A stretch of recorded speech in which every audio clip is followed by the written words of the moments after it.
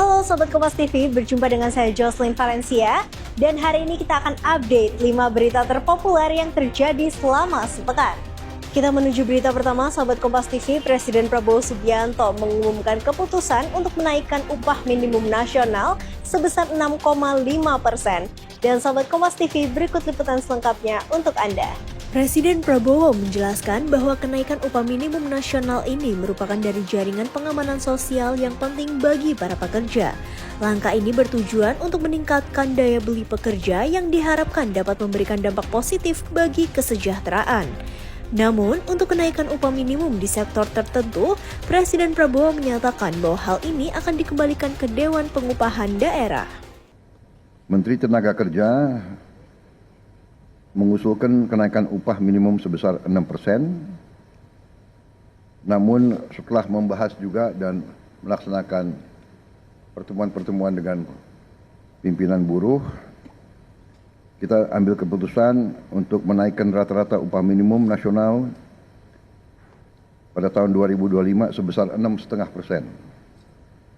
Untuk upah minimum sektoral akan ditetapkan oleh Dewan Pengupahan Provinsi, Kota, dan Kabupaten. Sahabat Kompas TV, sebuah peristiwa tragis terjadi di Lebak Bulus, Jakarta Selatan, Jumat 29 November 2024. Seorang remaja tega untuk membunuh ayah dan neneknya serta melukai ibu kandungnya dengan senjata tajam. Diketahui hingga kini kasus ini masih dalam tahap penyerahan berkas perkara ke Kejaksaan Negeri Jakarta Selatan. Remaja yang berhadapan dengan hukum ini juga mengirimkan sepucuk surat untuk sang ibu yang tengah dirawat. Remaja tersebut menyampaikan surat yang berisi permintaan maaf. Dan melakukan penganiayaan terhadap ibunya. Update terkini, penyidik Satreskrim Polres Metro Jakarta Selatan telah mengirim berkas perkaranya ke Jaksa Penuntut Umum. Ya, artinya dalam proses penyidikan itu dikenal dengan istilah tahap 1, yaitu mengirim berkas perkara ke rekan-rekan Jaksa Penuntut Umum di Kejaksaan Negeri Jakarta Selatan. Flashback sedikit, sebelumnya juga dilakukan pemeriksaan psikologi forensik oleh rekan-rekan dari APSI4. Ini merupakan kolaborasi interprofesi untuk mengungkap kasus penyidikan itu harus scientific, berbasis ilmiah, namanya scientific crime investigation. Itu telah dilakukan pemeriksaan setidaknya 3 kali, ya, 3 kali pemeriksaan psikologi forensik oleh tim dari APSI4. Ini mohon waktu, ini masih terus dilakukan pendalaman. Selanjutnya, Sahabat Kompas TV, Komisi 3 DPR Republik Indonesia menggelar rapat dengar pendapat umum bersama Kapolrestabes Semarang, Kombes Irwan Anwar, terkait kasus polisi tembak siswa SMK di Semarang, Jawa Tengah. Dan Sahabat Kompas TV, berikut liputan selengkapnya untuk Anda. Dalam kesempatan itu, polisi menunjukkan video rekaman CCTV yang memperlihatkan aksi Aibda Robik Zainuddin yang diduga menembak seorang siswa SMA di Semarang.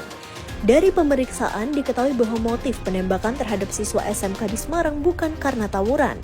Kapolrestabes Semarang juga menyampaikan permintaan maaf dan siap dievaluasi terkait kasus ini.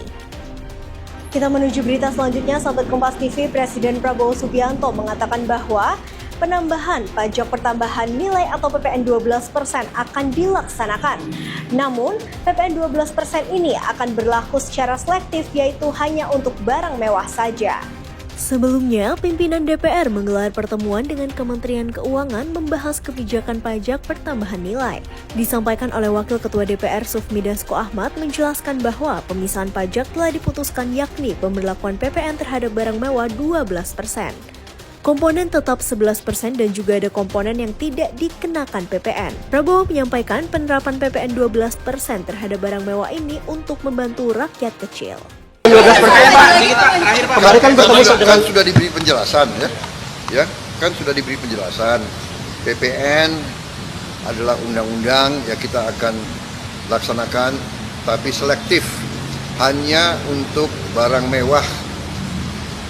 Untuk rakyat yang lain kita tetap lindungi.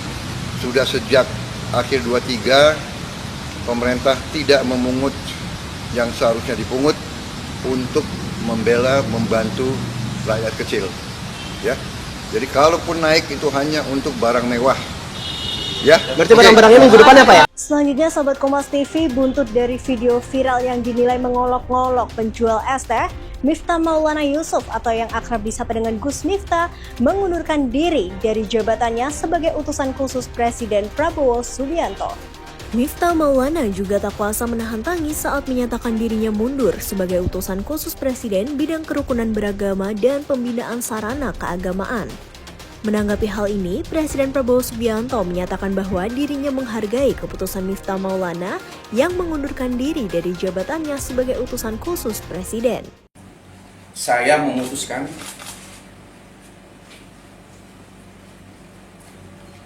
untuk mengundurkan diri dari tugas saya